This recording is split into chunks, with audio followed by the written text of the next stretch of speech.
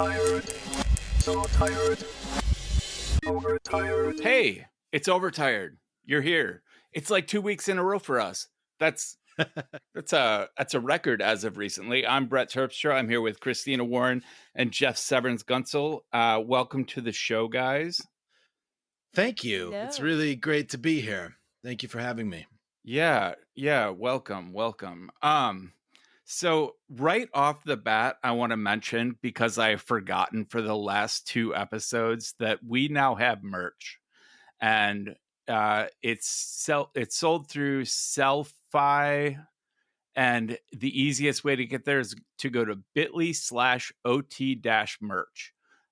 That's a special short URL I made just for you. There will be a link in the show notes. You can get a Get Some Sleep Jeff tote. You can get an Overtired pillow. You can buy all the t-shirts. There's a university, an Overtired University logo. Take a look. It's fun. It's fun stuff. You can get any of the designs, which there are only a few right now, and I made them kind of all on one day. So I need to revisit, come up with some better designs. But like the straight up logo, It's fun. all of the weird patterns I've made, you can get them on t-shirts, baseball shirts, hoodies, tank tops, pillows, coffee mugs, tote bags. There's a thong, but the print is so small that you can't quite read it. But There's a thong. I didn't even realize there was a thong. Yeah. I should probably remove that because none of our designs would fit on a thong. yeah, no, I thought the font was way too Also, I wouldn't want to see that. Yeah, I No. wouldn't either. Although, I like, would not somebody get did- some sleep. somebody did once send me. I don't remember what this was now because it was gross. It was creepy. Somebody sent me something that was printed on a thong from one of these sites for some random thing, and so I received it in the mail, and I was like, "This is underwear I'm never going to wear." I know, like. I know the intention behind this or whatever. It was that you thought this was funny and you thought that like I'd be the type of person who would like not be offended by it, and I wasn't offended by it, to be clear, but I was still like, I'm still not putting this on my body. I'm still not putting this, up my ass. Like, this is not happening. How many times have enough. I said that? Yeah, no. I mean, I was gonna that's how say, I that's- judge all objects. Right. Would Will I it- put Car, this up I would my not ass? put that up my ass. This episode's sponsored the today Tesla- by Tesla? The Tesla truck. I would was not gonna put make that a up my Tesla. ass. We both went for Tesla right away. How did we get so quick? That's so funny. That's hysterical. Yeah. So, quick mental health check-in. I guess I always kick it off these days. Mine's pretty short. I miss manic episodes. I have been stable for like a year now, and I kind of miss the rush of like creativity and productivity I get with a manic episode. But that being said, I've created some stuff in the last year that is pretty creative, and I think I write better code when I'm stable. And well, it's weird because when I'm manic, I'll like find a new design pattern for code, and I will be like, all right, I'm going to learn this new pattern by writing an entire app using it, and I'll just do it, and like I learn stuff really fast that way. But when I'm stable, I work with patterns I know well, and I write solid code that's easily maintainable and probably better. I think I mostly miss the general feeling like I'm always on cocaine feeling that I get from a manic episode. But I considered changing my meds to like back to like Focalin, which always triggered manic episodes for me. Don't But do I did- that. I didn't know how to explain that to my psychiatrist. I would like to be less stable. Hi, I would like to be high, please. I would like to trigger manic episode. I don't think there's a way you can like say Justify. no. I don't think there's a way you can be honest and say like what you want there without him like very understandably being like absolutely not. Yeah. Yeah. Yeah, I I imagine mean, you that could would do be the her Sunday reaction. morning coming down version where you also get the medications you need to shut it off, which don't exist. Yeah. So anyway, that's my mental health check-in. Otherwise, I'm good. Nice. I can go. I also have. I mean, yeah. I'm not even sure what to say. I actually have just been kind of things have been moving so fast that when I stopped to think about what I'd say, I was like, I don't even know. I'm doing fine, I'm making it, but it's like a lot happening. So probably I'm lacking a little bit of spaciousness. Although I have to say, I have returned to something that I stopped for a long time, which is very short naps in the middle of the day. So just before recording, I've been working all morning and in meetings and stuff, and I was just like, oh God. And so I went down with like 20 minutes left before we started recording. And for 15 minutes, I'm capable of just like falling almost immediately into a sleep and like just getting the chemicals released and getting calm. And so if I do 15 or 20 minutes and I get up, it is such an improvement in my mental state. And so maybe that's my check-in is I did one of those before coming in here. And I think I am a totally different presence because of it. I slept 20 minutes. I got up 5 minutes before I logged into Riverside. Yeah. I do that. I think I've always done that. Yeah, I did it when I'm manic and I just can't sleep. It's only in the last year that I stopped doing it. I've done it forever. So it's just nice to return to that and be like, oh, I love that. Yeah. So yeah, it's me, I guess. It's very refreshing. Yeah. How you doing, Christina? I'm doing good. I'm going to be going to WWDC next week. Well, okay. I'm not, like, Apple did not give me a ticket. They will not allow me. At the spaceship. I guess I'm not on their influencer list anymore. No, I wouldn't expect to be. It's fine. But a lot of other people are going to be in town, and so I'm going to be just staying with them, a friend, and then just kind of hanging out and seeing people. And so I'm really excited about that because this is like one of the times of years where we get to see all of our people. Whether you're there that's or what not. We used to do it with Tuo. We used to go and we didn't have we couldn't get in. Do you remember the keynote before they started, way before like the days of streaming, and we would send a bug like inside and we would sit outside with a pair of headphones and live blog the keynote. Yep. And the Wi-Fi was shit. So we kept like dropping out.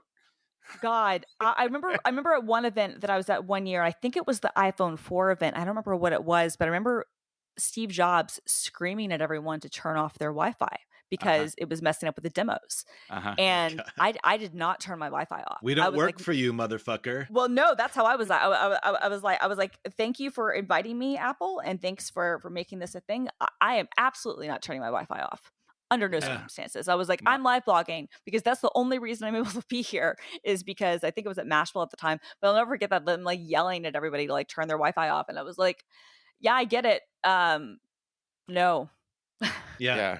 Moscone just did not have the capacity for that, for an event of that caliber, with that many nerds, everyone with a laptop, everyone, trying to like manically blog about what was happening. Well, in fairness to Moscone, I mean, like literally Twitter didn't have the capacity. Like Twitter used to go down during Apple events and during WWDC things. Like Twitter would go down like reliably, to the point that like we would always have like a post prepared. And so it was one of those things where I was like, yeah, no, I understand. This is not going to be a thing that anyway, memories. But yeah, so I'll be at Dub Dub, which will be really fun. But I won't be at Dub Dub, but I'll be in the area. So that's kind of my heads up. I was informed. I will also, this is the only thing that's a little annoying. So I'll be in San Jose for like a week, and that'll be great.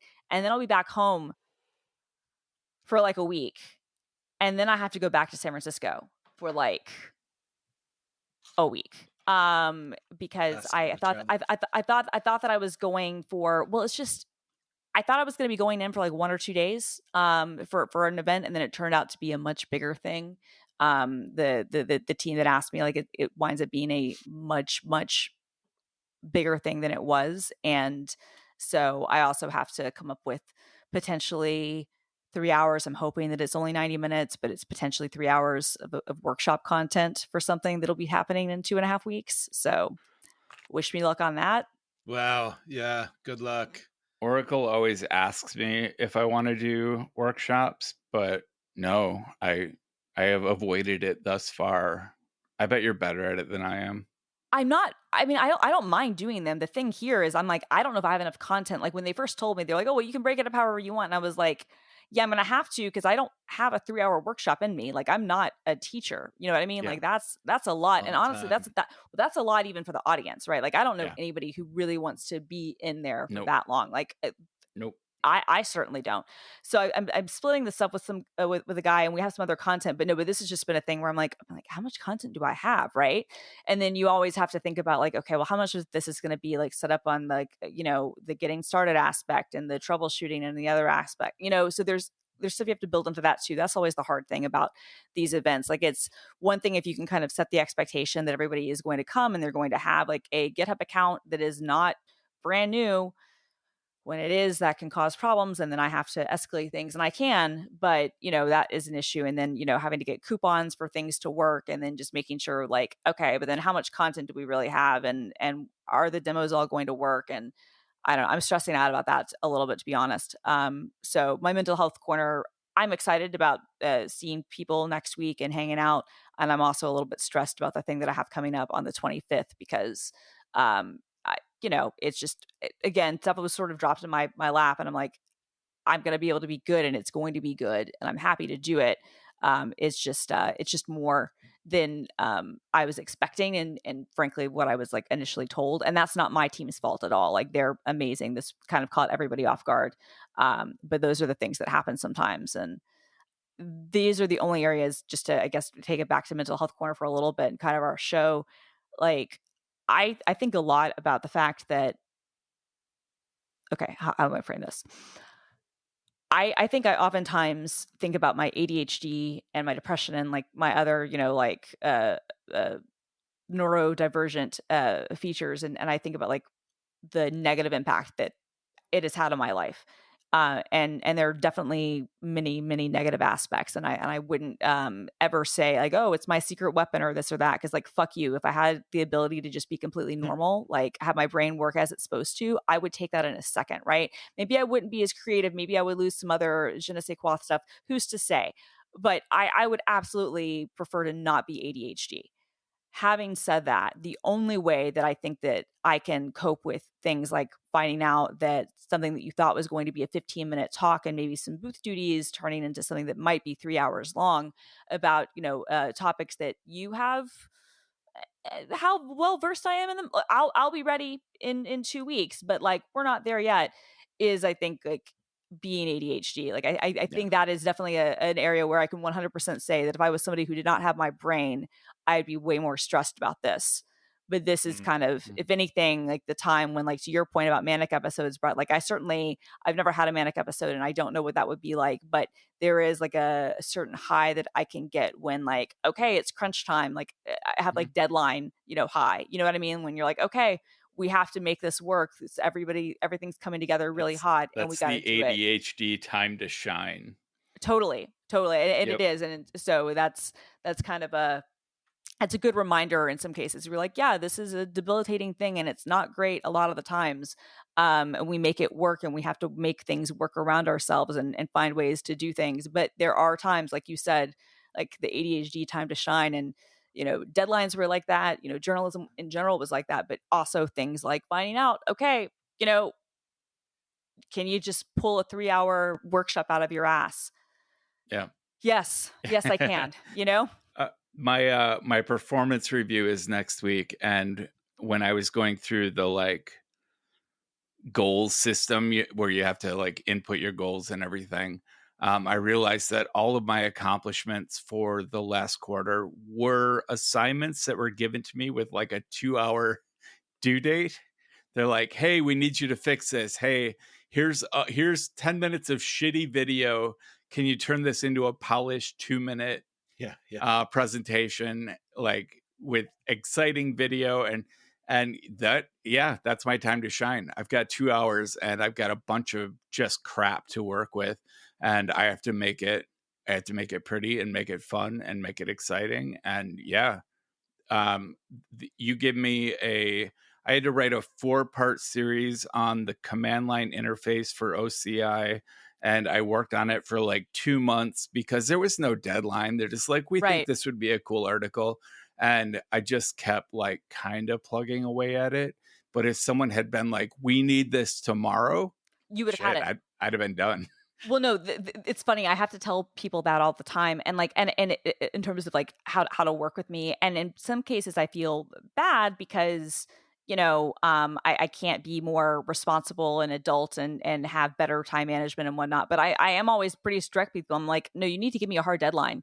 Like we need to schedule time to do stuff, and it can't be soft because if it's soft, I will push. I Yeah. know I can, and I will. Yep. I will never have anything done 2 weeks in advance ever. That's just not how my brain works, at least not at this stage of my life. Before I became ADHD, and I've talked about this before, I really do feel like there was like a genuine something happened where my brain swapped. I was actually usually fairly proactive, but even then I wasn't one of those things where I was like done way in advance.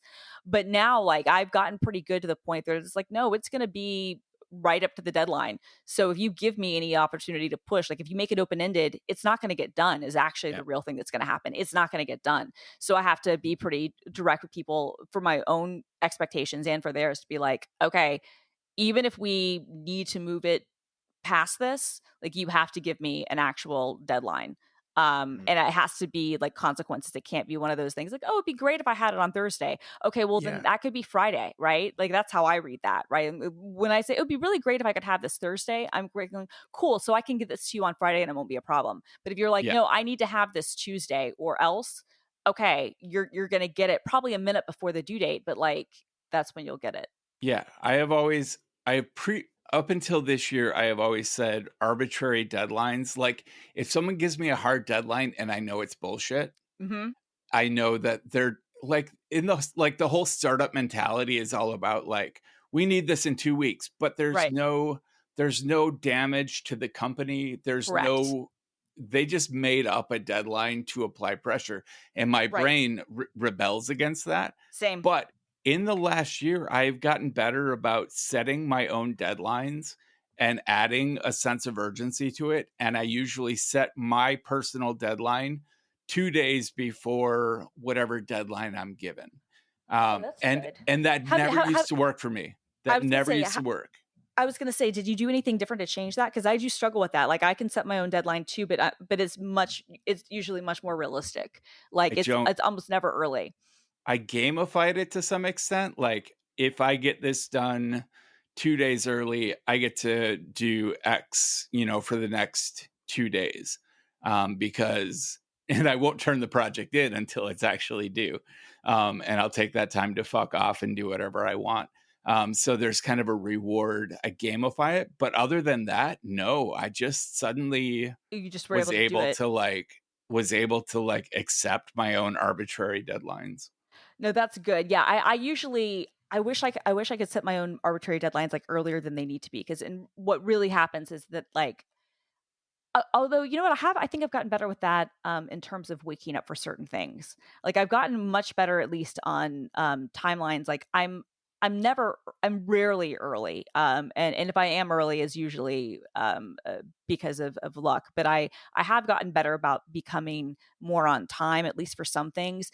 And again, it's one of those things, if I know I can be late to something, I will be. But if you tell me, and this is why I always tell people, I'm like, no, if you have a hard deadline on something, like you need to let me know, because if I'm just open to be like, oh, we have this hour-long window, but I'm thinking like it's, we can go 15 minutes afterwards. If that's, what happens, then like I'm going to come in kind of my normal time. But if you've got other things going on, I know I should respect your time more, but I don't. I wish that I did, but I don't. So like I need to like be told. But if I know like, okay, but I've gotten better. Like the Microsoft Build stuff was actually a good experience because I was on, other than the first day for rehearsals where I was 5 or 6 minutes late, and that was not even my fault. Like all the other days, I was there, if not exactly on time, and like 5 minutes early. And I was like, shit, Like you actually left your house exactly when you needed to leave your house, which almost never happens. So I don't know.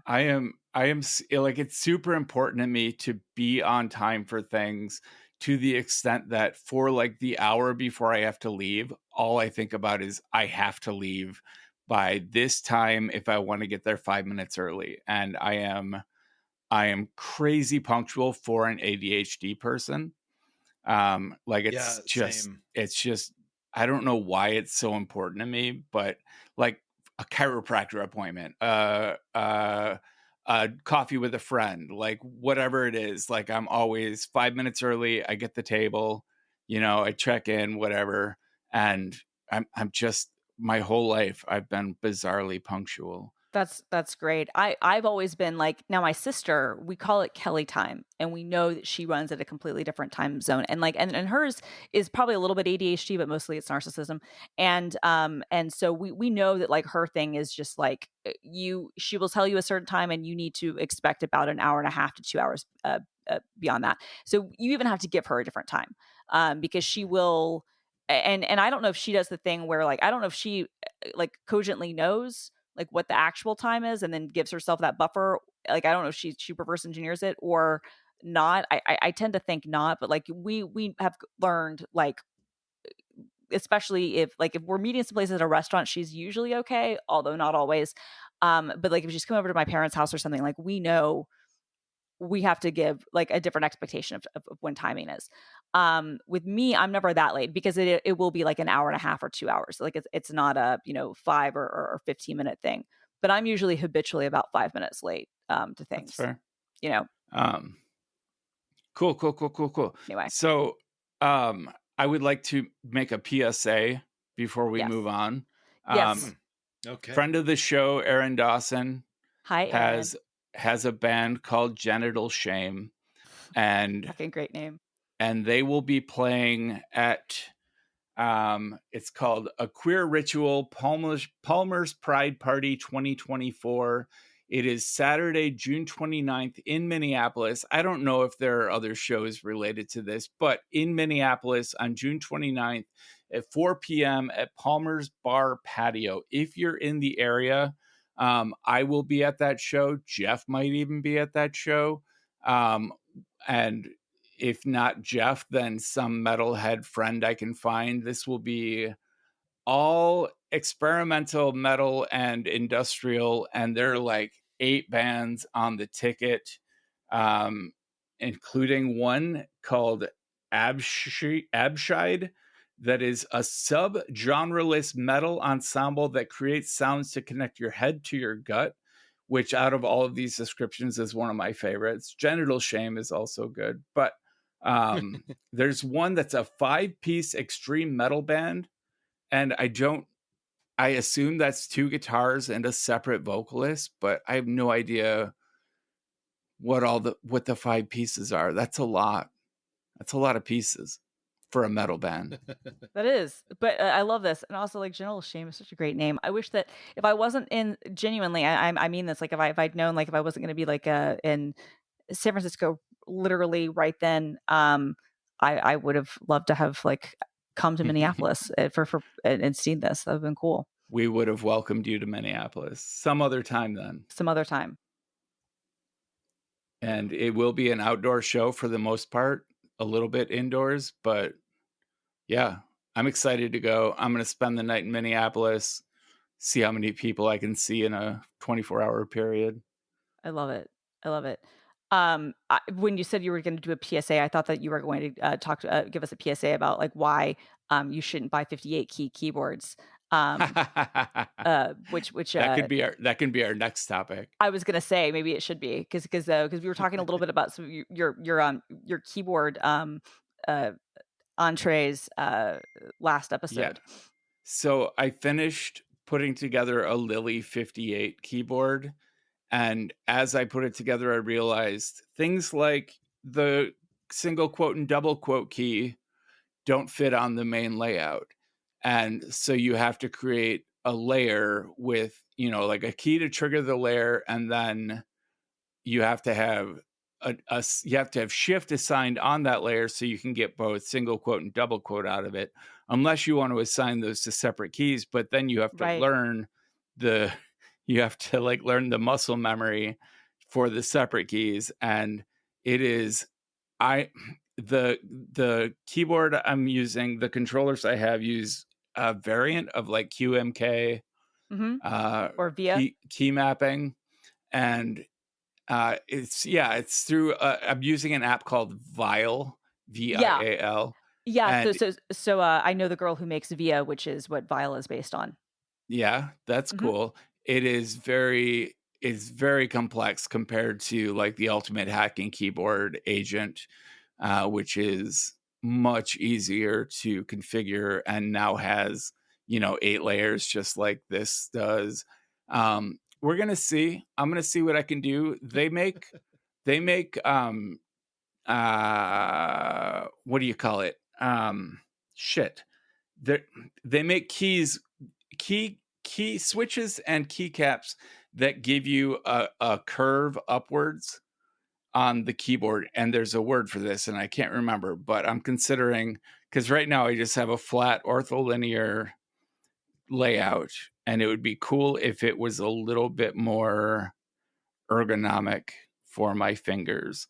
I don't know if this is going to become my new keyboard. Using it makes me always wish I was using my Ultimate Hacking Keyboard, which now is almost complete with cool keycaps. But yeah, so anyway, key mapping a 58 key keyboard is weird. How many keys are on a normal keyboard? If you have a number pad?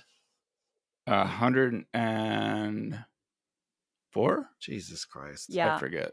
And then I usually use like a 75 key layout or a 65. And so the 75 key is like what the standard would be like on your MacBook keyboard, or if you got like a Apple normal wireless keyboard, it doesn't have the numpad or the like the home and page up and page down keys. Okay. So like that's a pretty common layout. 58 and 60 is and 65% are common too. Those usually lack the function row, and you can like remap those. But 58, I'm looking at what this literally 58 is now. That's a weird one, yeah. Because even 60, if you had 60, like you can do more there. Although like 65 would be better, but like that's just that those 7 key differences. That is interesting how you then have to go into like a different layer philosophy and figure out like, okay, how's my muscle memory going to work and how I'll trigger these things like that. Right. That's and then maybe the bigger you can have thing. layers trigger other layers with key combinations. And it's cool because you can build a hyper key with no additional software. You can say, if I tap this key, do this. If I hold this key and hit another key, do this. If I tap this key twice, then like permanently switch to Wait, you can do that layer. now just with this keyboard and its firmware? Yeah, exactly. Oh, geez. Yeah, exactly, which is really cool. You should check out Via, which is a web version that might have a better interface for you, Brett. Use via.app. We'll do it that way. I also put the link in the show notes. But like, if you're not liking some of the stuff with Vile, check out Via. It might be better because it's all of these are just basically different front ends for QMK. But I think that Via or Via that my friend Olivia does is cool. Yeah, I will check that out. You should, I bet there's a way to do this. Maybe it would require scripting or more than this allows you to do, but where if you just palm down on the whole right half of the keyboard so that like it's just looking for enough of the keys to be hit that it's actually it performs an action, or I was gonna say fisting, putting your fist down on it. That would be fun. You should try that. Yeah, I'm not sure how to from a technical perspective, I'm not sure how I would make I already have it but... laid out in my brain, but I just don't know if the software can catch up in my brain. You said I was bad at computers earlier. I want to revise that. I'm bad at computers for somebody who's good at computers. I didn't mean it. No, but I didn't mean it. But I actually was thinking about that, and I'm like, no, I am like under pressure. I'm bad at computers, where I'm just like, I have to do a thing, and I was like, and just in my own systems, I'm like, I have all these pieces. I'm like good at computers, but I'm bad at being good at computers. That's how I actually like this. I'm not, this isn't defensive. I was like, no, you really helped me get somewhere. Anyway, I'm titling the show what bad at being good at computers. Yeah, I like that. And so one of the reasons I'm always silent in these keyboard conversations is I feel fucking so left out because I can't fucking type without looking at the keyboard. And I don't even when I'm looking, obviously that means I'm not using all my fingers. And I want that to be different. You don't want my keyboard. I want that to be different. No. I want to know a second language, which I don't. I know a little bit. I know enough Arabic to not get beat up in a 5-minute span. And I know what That's way Japanese more than I me. have. But I am talking about limited. And I love other languages, and then I wish I could type. And if I could just change anything about myself, those are the two things I'd So change. there are tons Little shorter. of like touch typing tutors. Why have I you know not there done are. this No, we yet? go through this all the time because there's a fucking million things to do in my life every day. Right. And so I can stop and learn how to type, or I can do one of the million other things. That Other things that you need to do. Right. Well, what's interesting to me, I took like a typing class when I was like in 5th grade or something. Yeah. And it was dumb. It was a waste of time. Like my mom like paid money for me to go to like some community college thing and like take a typing class because in her mind, like you still needed to like that's how you needed to learn to type. And I learned the home row and all that stuff. But frankly, it was just Mavis Beacon, but with like an instructor. It was stupid. Yeah.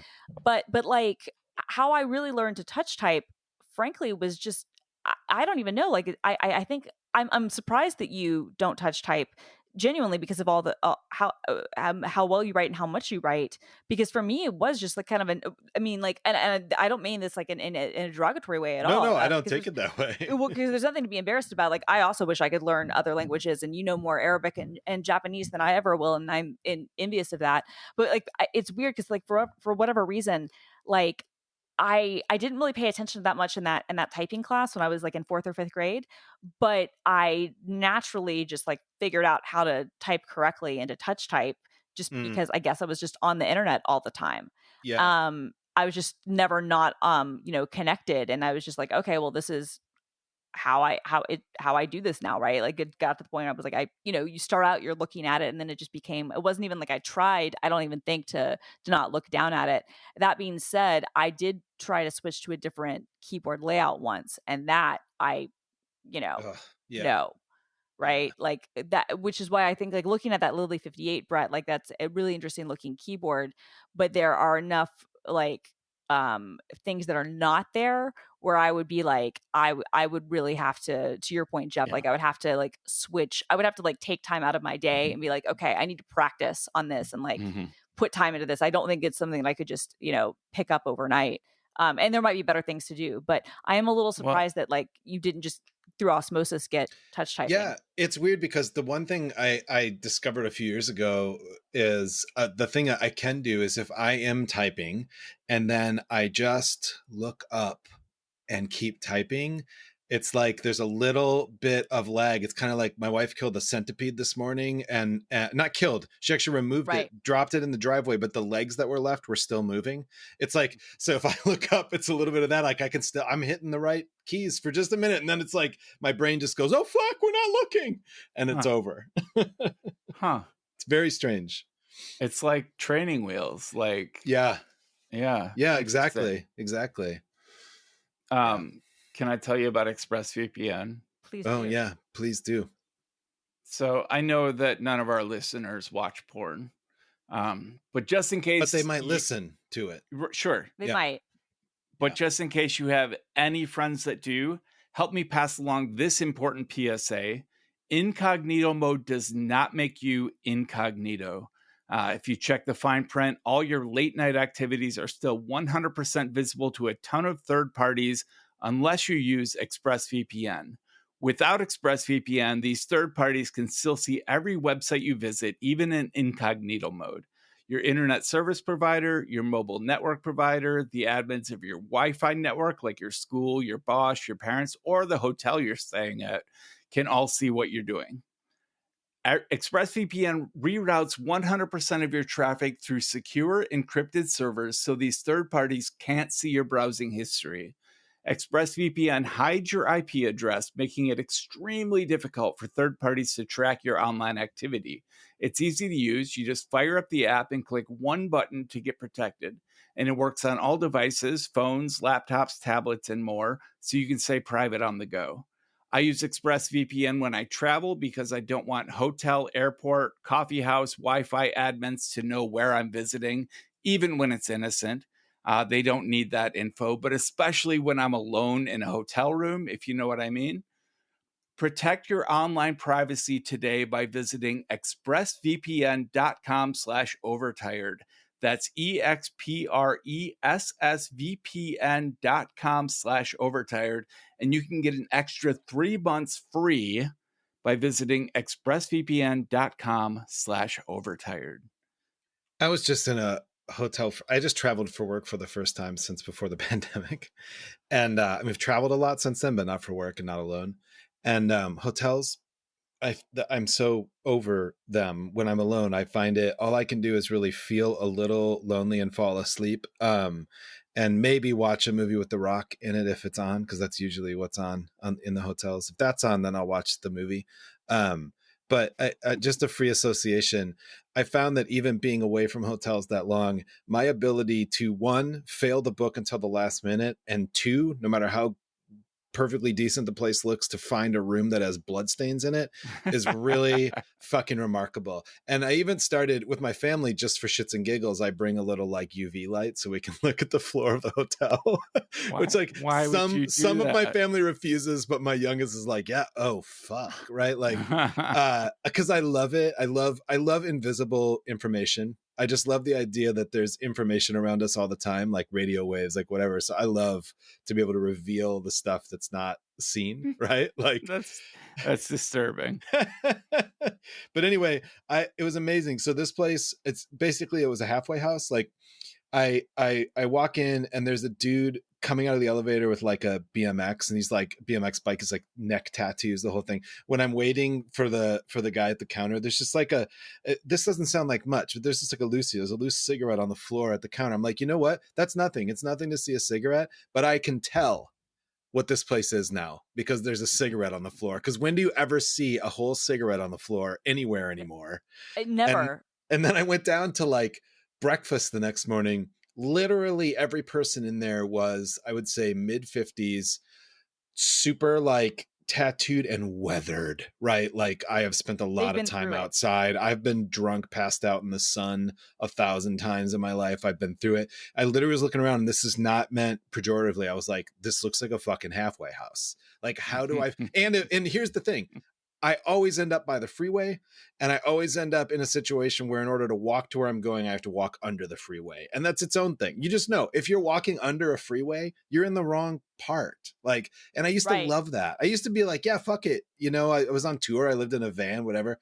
I used to sort of like, not like exactly take pride, but just be like, yeah, this is the kind of place I go. But I actually like being in nice hotels. I love it. Yeah. I just can't make it happen for myself. Right. Anyway. I was gonna say our hotel experiences are so different. But I'm not like at all. Like, I don't have those experiences at all. But at the same time, I'm not envious because I'm gonna be real. I prefer the nicer hotels, but there is some sort of like good people watching shit. You know what I mean? Yeah. No, I do appreciate that. And again, I don't mind. I've been in some very nice hotel rooms. I am very comfortable in a nice hotel room in first class on a plane when we can get it with points. I am super comfortable. But for whatever reason, if I'm taking care of myself, it's a little peek into what I would have been like without a wife. I think it's just like, I told her the other day, I'm like, if you were to pass tomorrow, I think it'd be about 6 months before I had like the shell of a pontoon in the backyard, so I could just be making some kind of fucked up boat, and a monkey. Like, I just feel like that's like, I'm just, you know, I need someone. Anyway, that was a major diversion. Sorry.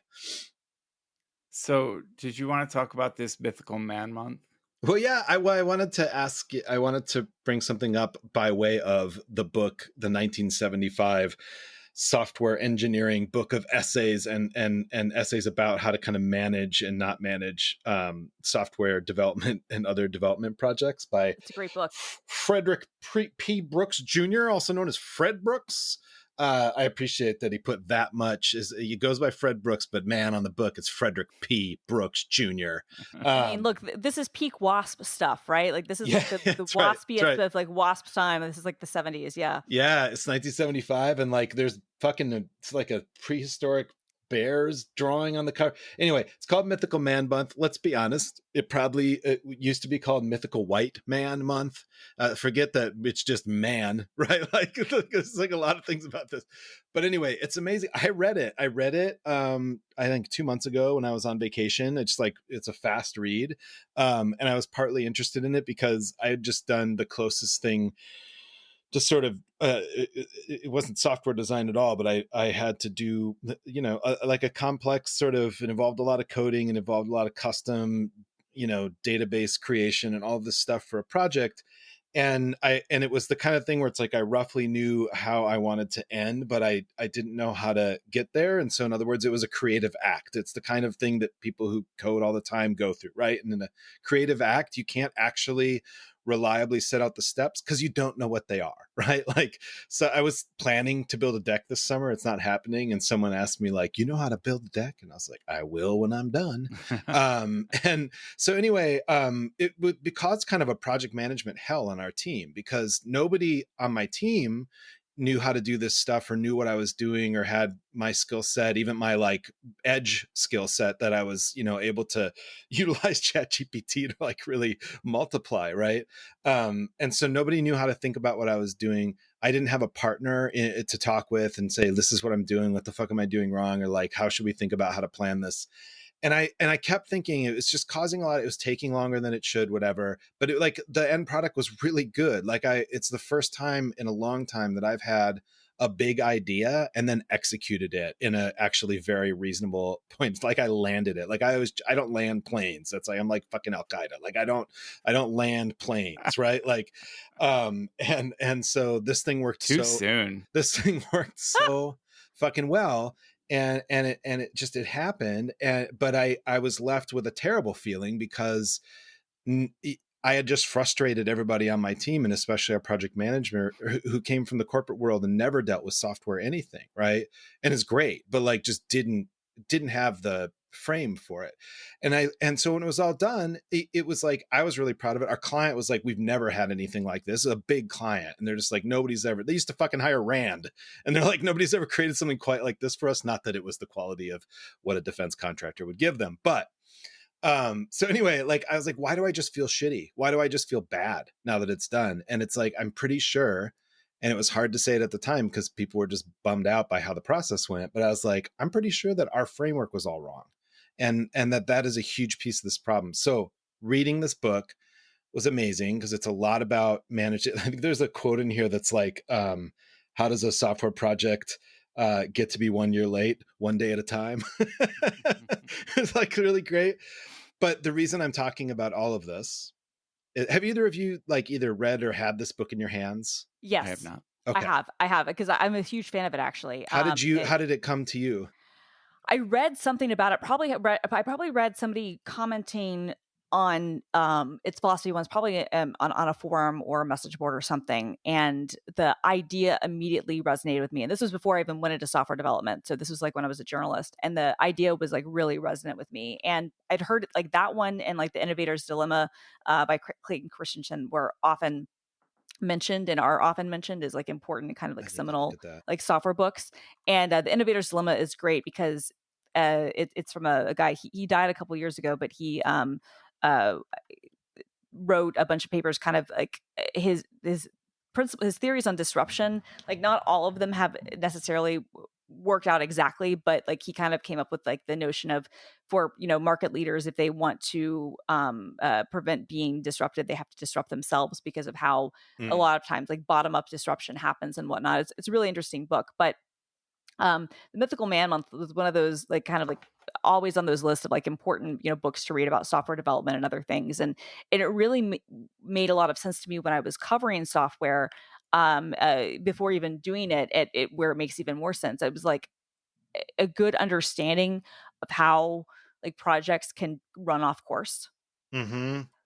So like, Mhm. because like one of the challenges when you write about software, if you're not a developer, is that you don't know all the intricacies and the things that go into how a project is managed and how something is done. Mhm. And so what can seem like a small thing to you, like, well, how much of a problem could this be and whatnot, becomes different. And so when, like, you hear kind of the idea that it's like hiring, at a certain point, hiring more bodies doesn't give you more productivity. And Yeah. like that's been proven, like that instinctually makes sense. And if you've worked on large teams, whether you're making software or not, like, that that's how it works. Like there are some things where just throwing people at the problem can, speed things up. Construction is one of those areas. Although even that has its upper limits, right? Like at a certain Mhm. point, eh, just because you have a million people working on a task doesn't mean that it's going to necessarily come together anymore. But yeah, I came across the book. I probably just through, hearing people talk about it. And then when I read it, I was like, oh no, this is really smart and really changed kind of like how I both understood like how people build things and also how things get off track. And then also in some ways thinking about my own things like, okay, you can understand the impetus for feature creep and for a Yeah. 2.0 version. And you can see like, oh no, you know, this is why oftentimes those things go off the rails. Like somebody creates something that's really perfect and it's just, oh, well, the next version, I'm just going to do a small refactor and I'm just going to add a couple more features. And then the next thing that becomes bigger and bigger and bigger. And it's, takes 6 years for it to come out, Which by the is time. which is a perfect segue, because like the thing that I had in my mind coming in was this idea that I think he names this in the book. I think it's his bit, is the second system effect. Yeah. And the way he puts it is he's like, and I'm just going to do, when I say he, just put like the bracket sick bracket in your brain when I say it, because it's easier than me translating in real time. It's like it's talking about like the first work is frill after frill and embellishment after embellishment occurs to you, right? And it's going to be used the next time, right? So then when you get your first piece done, or maybe like you ship your beta or whatever, like the next version, the temptation is to throw everything in, because now you've finally got the space to make it what you want. And then any number of fucking things happen, right? Like as you just described. And I've found this applicable in my work, in the way we think about our projects and the way we think about deliverables for clients and the way we run our business. Like I see it happening. It's definitely, I see like the temptation towards it in so many contexts. But it made me think of you, Brett, because one of the things that's like such a marker of how you are as a developer, is like you are so amazing at being like, I made this thing. And then a month later, 6 months later, 4 years later, you're like, I just made this thing better with like 16 things. Oh, and by the way, the next day, I made this other thing. And you do this for like a few days and then you stop, right? And it's not exactly like, I made version 1, I made version 2. It's very different. But I'm super curious how, like, hearing and thinking about this idea of the second system effect, like where that resonates in your world and philosophy and approach, or if it does. Well, yeah. So like Marked has been out for over a decade now. And Marked 1 was out for about, I want to say 3 years before Mark 2 came out. And then 7+ years later, it's still Mark 2.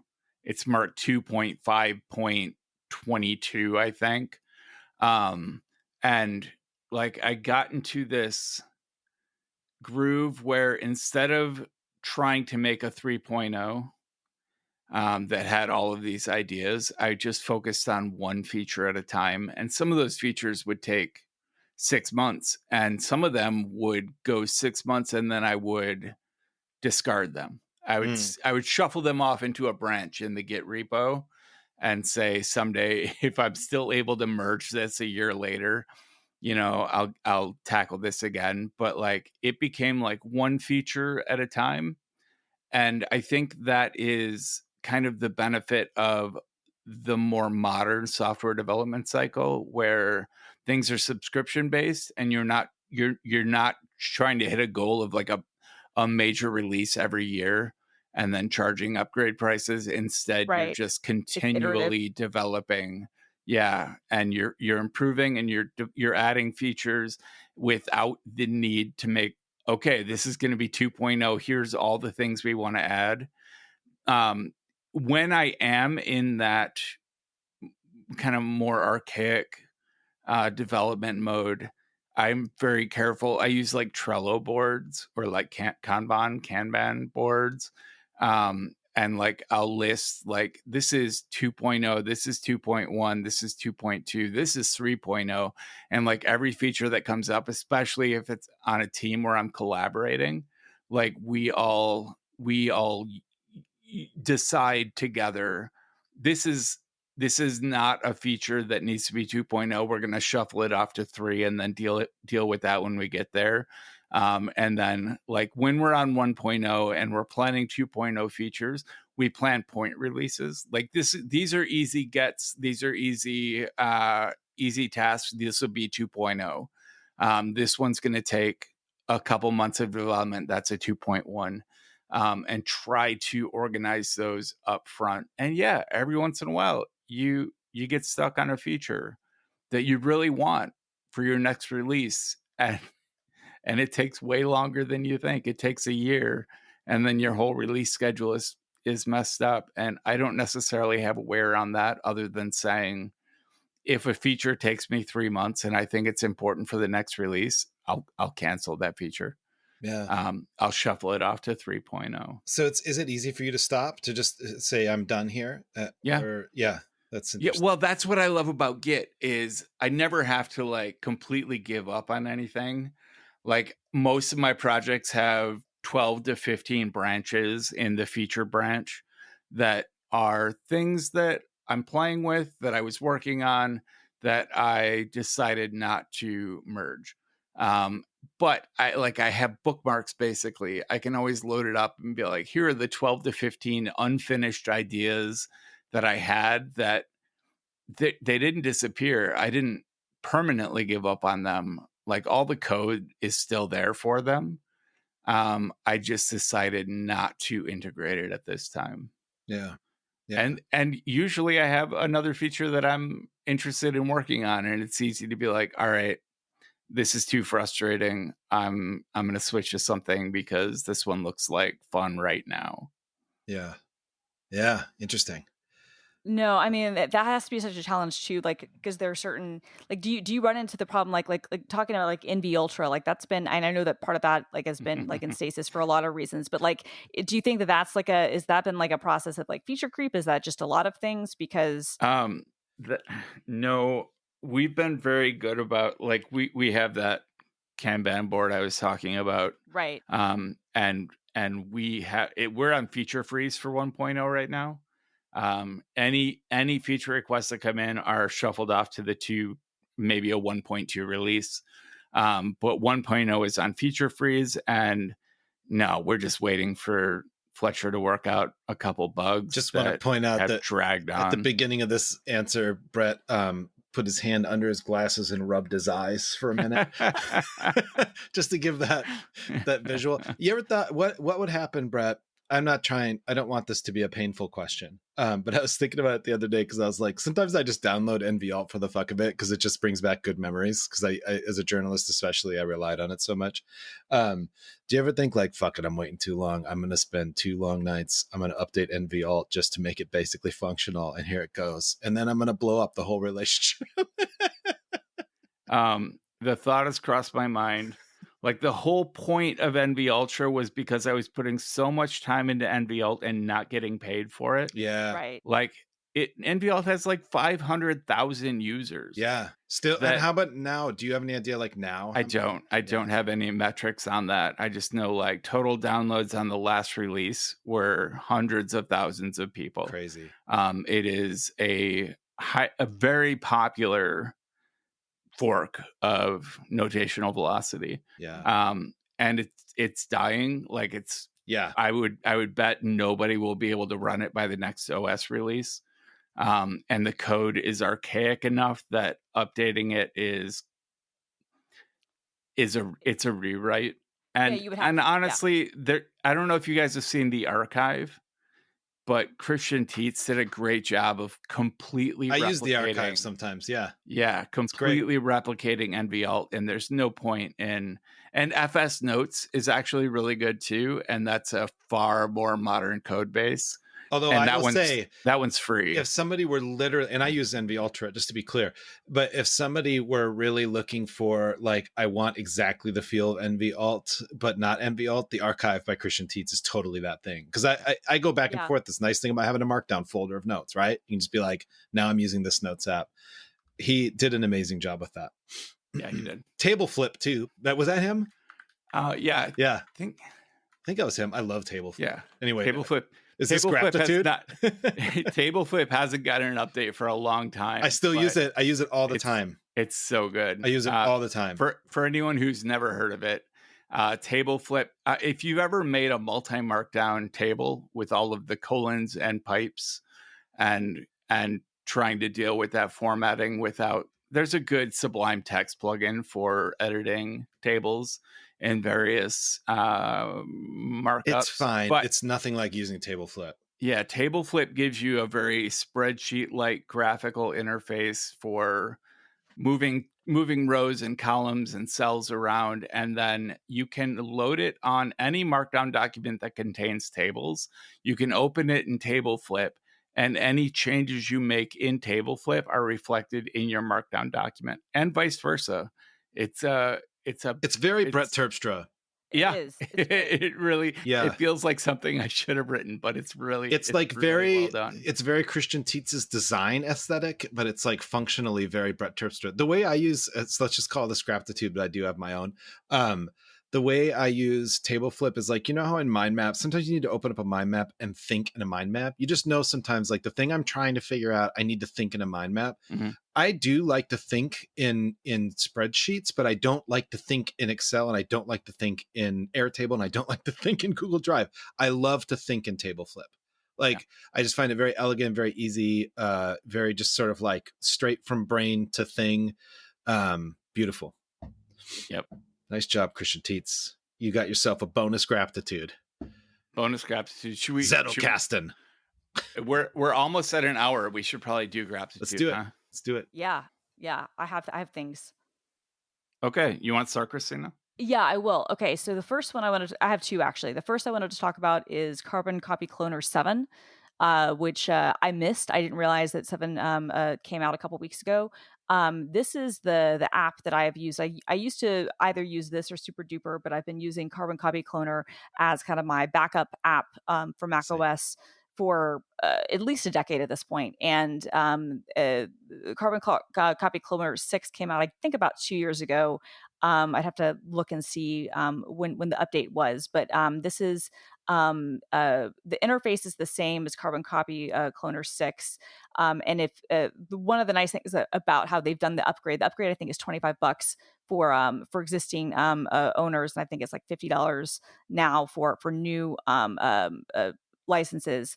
But one of the nice things about how I like the way that the new version trial works out is you can try the new version, but if you don't want to buy it, if you don't want to keep it, you can just immediately go back to version 6. It won't mess anything up for you that way. But one of the things that this has added is it's added a feature that I haven't used because I don't know how useful it would be for me, but it has like the ability to back up files and media from your iOS devices on your Mac. And it also has now more snapshot abilities in terms of for local snapshot management. And so I don't like Time Machine, and I've had problems with Time Machine over the years, and also Time Machine just isn't always doesn't fit my mental model well. Like I feel like if I'm doing networked backups, I use Synology's stuff for that. Like I Time Machine is just. Also, if you enable it, then like if the local things are turned on, then those can take up tons of hard drive space, and Mac OS is not good with caching, period. So that is really not a good thing. Go on. I'm a Super Duper guy. Mm-hmm. Have been for years. Why would I switch to Carbon Copy Cloner? If I can be completely candid, it's because it's more updated. They are much better about updating things and like working around weird stuff that happens in like the file system. Do they do AFPS snapshots? Oh yeah. Which is one of the things I love about newer versions of Super Duper is snapshots. Yes. Like I use a combination of Super Duper, Backblaze, Time Machine, and Synology Drive. Yeah. And between those four, I can use, unless every once in a while I'll accidentally delete. It happened one time. I downloaded our podcast episode, didn't download it. We were recording with like Audio Hijack, I think I was using, and I accidentally deleted the files permanently. And it was too soon for any of my backup systems to have picked it up and backed it up. And I felt very impotent having 4 different backups running and still having lost an hour worth of audio. Yeah. But in general, I never lose anything that is more than half an hour old. I definitely have versions and backups of. Yeah, I'm not that good, but like I typically use, I don't use Time Machine, but I typically use the other things. I would say this: if Super Duper works for you, there's no reason for you to use something else. But I know that Super Duper has been slower to update to the latest Mac OS versions, and that they had some more difficulties. Both of these companies, because both of the developers, I think, are friendly with one another and work together. Like there were some changes to how file system handling worked. For me, it really just came down to like because I've used them both. It just came down to when I was looking at which one to invest in. It was like whenever I made the decision, however long ago it was, Carbon Copy Cloner seemed to have a little bit more robust and a little more frequent dev cycle. Yeah. But all right, but if it works for you, it works for you. But yeah, but it does do all the APFS snapshot stuff, and it does it for backup versioning as well. I don't know. I like it. It's just one of those things that I have, license to, that I keep. Like when I had to do that ridiculous backup of my mom's computer a few months ago, like Carbon Copy Cloner was the thing that came in clutch for that. But the second app I want to talk about, this is a bigger thing when we talk kind of about like the importance of indie software and keeping things up. An app that I've used for a really long time is Bartender. I know it's probably been a Gratitude pick that we've done before. Bartender, which is an app to manage the Mac OS menu bar, which can become unwieldy, and which if you've got like a newer MacBook with a notch on it, especially if you've got a smaller size one, like frankly, there are instances where the built-in management system, you will literally run out of room. And so why Apple doesn't have a built-in way of hiding and accessing menu bars, I don't know, but they don't. So menu bar is a thing that I've used for years. It was sold. And this was not disclosed to anyone. It was sold to some Chinese company. Nothing wrong with that. But the only reason it came through Some of my was best friends are Chinese companies. Well, I don't know. I'm just saying like I'm not saying that just the fact that it was a Chinese company on its own is a bad thing. The sketchy part is that no one knew, but the certificate had changed in Mac Updater, and so somebody reached out and realized, that has a new owner, and they put like a weird help document on their website, which did not explain why you would need to run certain commands to basically reauthorize the system and update that for the new security certificate. And until somebody on Reddit basically they acknowledged, oh yeah, this has been sold. We've owned this for a couple months now. After kind of the uproar, the original developer of Bartender released a statement on his website and the main website that said, hey, I sold this a few months ago because support burden was too much and I wanted to go on and do other things with my life. Hey, great, no problem. But like all that felt like a little too late for me. And I don't know anything about this new company. They're not being forthcoming at all about what kind of their plans are. I think that they want to add some widgets into the system. It looks like the company that bought it, they buy primarily iOS apps and probably turn them into subscription products. So who knows what's going to happen with Bartender. I know people, I think they're being ridiculous about like some of the security concerns. They're like, oh, well, the accessibility concerns this happens has always been a question for me and blah, blah, blah. And I'm like, fuck off. Like, I genuinely think you're overthinking this. So many good apps have to enable weird settings to work. Having said that, I do fully understand people feeling weirded out by the app now. And so there's an app there are a couple of apps that are open source and available. One is called Hidden, and it's in the Mac App Store. It's also on GitHub, but that hasn't been updated in years. So the one that I've been playing with is called Ice. It's open source. It's on GitHub. Although people should definitely sponsor the developer if you get value out of it. And it's not as good as Menu Bar was in terms of like every little feature that it had. There are still some things on its roadmap, like dragging and dropping, the interface to rearrange individual items and searching menu bar items, and some other stuff, and displaying hidden items in a separate bar. Those are all on the roadmap, but it has the basic stuff there, and it has a pretty good user interface, and the development is active. So Ice is one of my gratitude picks for people who might be Nice. looking for a bartender alternative now that we don't really know whether we can or can't trust these new owners or not. Yeah. So Right. do you know, I'm using the SetApp version of Bartender. So Has that been updated with the new? as far as I can tell, no. As far as I can tell, they've updated like who the maker is in the app, but it has not updated the app version itself. And let me look at it. So All like right. if you're running the setup version, I think you're actually fine. But who knows when they might Yeah. push that out. And even Yeah. so, like I also trust that like the setup folks are gonna, do the vetting that they need to do and whatnot. Like I'm not concerned from a security perspective. I really don't think anybody else should be either. Although people are, pulling up little snitch to show, oh, it's phoning home, it's doing this and that. I'm like, okay, genuinely, you need to chill because basically everything you use, calls back to something. Little But I don't think snitches this get is little stitches. right. But like, I'm just saying, like, that's good. That's good. But I think that the version on SetApp, yeah, let me see. Yeah, the version here is still from December, which was before it was sold. So Okay. they've updated So I've who got a the little time, but Ice looks really good. I'm gonna check that out. Yeah, yeah. it does.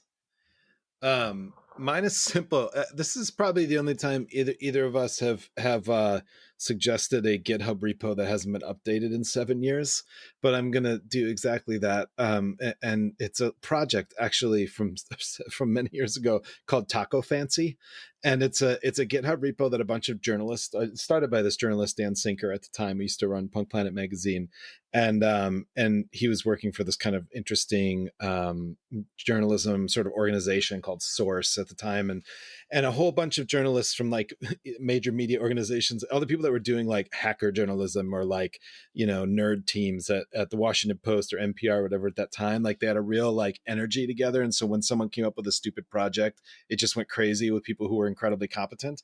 And this one was like, I want taco recipes. I'm tired of what I normally have. And so it's a GitHub repo where everyone could just upload not only like full taco recipes, but like how to make your favorite condiments for tacos, mix-ins, seasonings, shells, and my favorite, a whole section just called like tacos. And at the time, what was really fun, there's a lot of stuff that either was in development by just people out in the world. Like somebody made an API for it, which is awesome. Somebody was working on a Twitter bot that would just like do random taco recipes. Someone had a taco randomizer up. It's hosted on Heroku. It's not there anymore. But I both suggest it as an amazing taco cookbook if you go to like the full index link inside of the repo. But also it's just like a reminder of how fun like collaborative repos can be. And this was just a great little spirited thing that I still sometimes, I went to it recently, which is why I'm bringing it up to make something. So for instance, in the like tacos category, there's something called a sad Mexican grilled cheese. So it's also very funny at times. So anyway, I recommend it. It's a good time. And it was made in part, it was a whole piece of like, if you're new to GitHub, here's how to learn GitHub through Taco Fancy. So just kind of like That's served awesome. a lot of cool functions while also just being an awesome little cookbook. That's very cool. I know you've shown this to me before. You know what? But the last time I was on Systematic, which I think was the last Systematic episode, it was my pick, one of my picks. Yeah. Yep. All right. I'm going this week with Tower, which I'm sure I've mentioned before, but it has been a powerhouse for me lately. They've actually asked me to do like they have a series of developers using Tower profiles that I'm gonna do an interview for. But like things like, so you can look at it's for Git. For anyone who doesn't know what I'm talking about, it's a GUI for Git, I'm and gooey, forget. and there's a lot of stuff I just do on the command line. Your typical, like, what I'm committing, add and commit, I just do on the command line. But if you want to do a complex merge fix, if you want to do a fix up or a squash on your commits, why wouldn't you use a graphical interface? Like, why would you sit there and figure out hashes for which commit to go back to, which commits to squash? Like, it's so much easier when you have a graphical interface and you can just select. You can select 2 commits, hold down Option, drag them onto another one, and then turn them into fix-ups for that commit, which is, like, being able to do that was why I mentioned it, because that blew me away. They also have a Command Z, which can undo almost any Git operation, which it, like, if you make an errant, you commit and you push, and then you want to redo the commit after you've pushed. Like, these are complex Git command line tasks to accomplish, and Tower literally added Command Z, which lets you do just about anything in the ref log you can undo, which is awesome. So if you use Git, if you do any development, I know there are authors that use Git for writing, which is really cool. So limited application. I feel like a lot of our audience will know what I'm talking about. Tower is, I mean, you got Git Kraken, you got some semi-graphical interfaces that work in the command line. You have options, but Tower you got VS Code's nice little functionality, but nothing VS like Code Tower. is actually great. For I a lot love of it. people. I love Agreed. it. And Git, I think it's Git Savvy in Sublime Text is really good, but yeah, again, nothing compared to Tower. Tower is sweet. Awesome. And Tower has GitHub integrations as of like last year. So you can do like pull request management and commenting and everything right inside of Tower, which is slick. Awesome. Very nice. It's a very good app. All right. We did not get to talk about the Katzen Coffee Bar. Oh yeah, we'll talk about it. It's evergreen. We'll save that. And thanks, you guys. All right. I will see at least one of you next week. Yes. I don't remember. It's gonna be me. It's gonna be me. And have a great coming up a week, Jeff, with the family and everything. Thank you. Thank you. Right. All right, everybody, get some sleep. Get some sleep. The system is going down now.